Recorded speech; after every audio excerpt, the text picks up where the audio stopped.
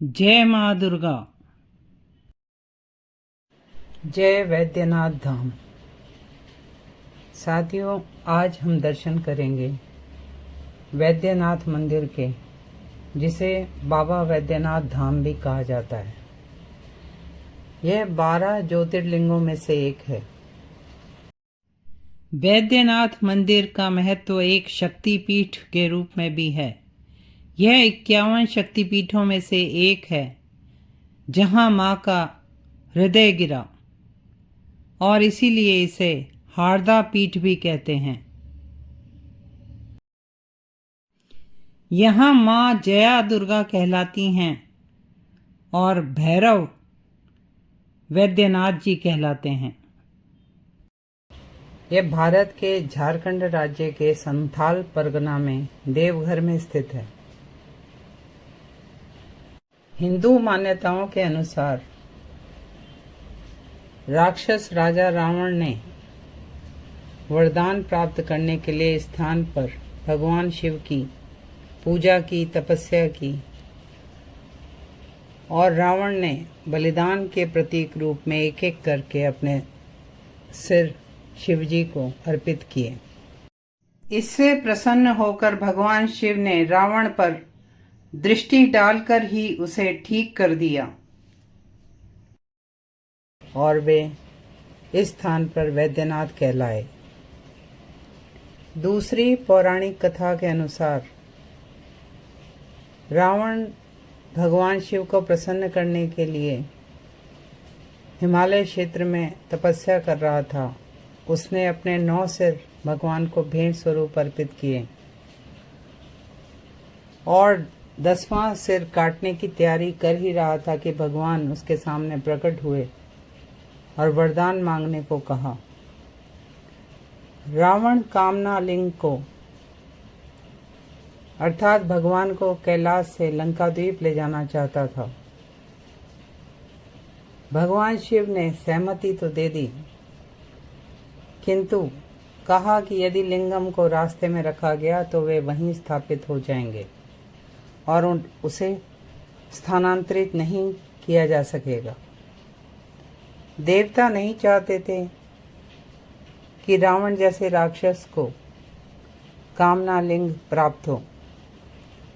उनके प्रयास से रावण शिवलिंगम को लंका ना ले जा पाया, किंतु उसने शिवलिंग को हिलाने का प्रयास किया और अपने अंगूठे से दबाया।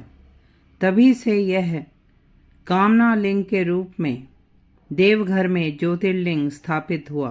अर्थात यह मंदिर त्रेता युग से, श्री राम के युग से पूजा जा रहा है और समय समय पे इसका पुनर्निर्माण होता रहा है।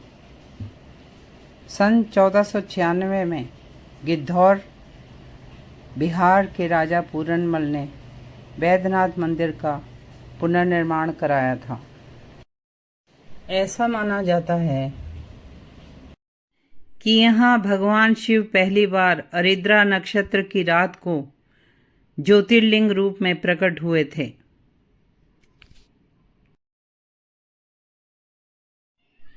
मंदिर प्रांगण में मां पार्वती, भगवान गणेश, मां जगत जननी, ब्रह्मा जी, माता सरस्वती, भैरव भगवान, श्री राम, अन्नपूर्णा माता, मां काली और लक्ष्मी नारायण मंदिर हैं। इस मंदिर की विशेष बात है, यहाँ मंदिर के ऊपर शीर्ष में पंचशूल है, त्रिशूल की जगह। वैद्यनाथ मंदिर कमल के आकार का है और 72 फीट ऊंचा है। मंदिर में प्राचीन नागर शैली और आधुनिक शैलियों की स्थापत्य कला देखने को मिलती है। एक स्पाइरल सा डिजाइन बना हुआ है। यहाँ वैद्यनाथ जी का मुंह पूर्व की ओर है। मंदिर में सुबह पहले लिंगम पर कच्चा जल यहाँ के पुजारी चढ़ाते हैं और फिर तीर्थयात्री जल, फूल और बिल्व पत्र चढ़ाते हैं। सावन की कांवड़ यात्रा में यहाँ लाखों तीर्थयात्री आते हैं।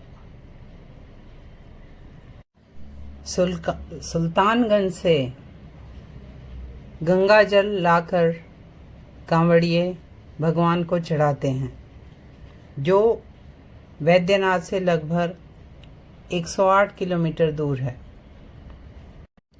पूरे रास्ते ये कांवड़िए भक्ति भाव से भिगोए हुए मन से नंगे पैर चलते हैं और भगवा रंग के कपड़े पहने इन लोगों की अटूट कतार पूरे 108 किलोमीटर 1 महीने तक इस सड़क पर फैली रहती है।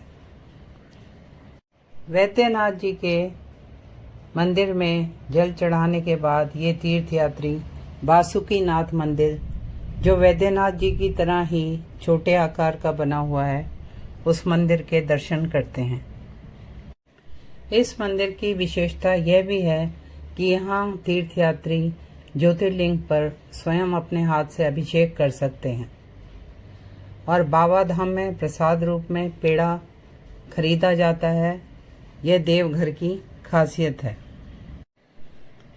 साथियों, अब मैं वैद्यनाथ जी की संध्या आरती का दर्शन कराती हूँ और साथ ही मंदिर का भी।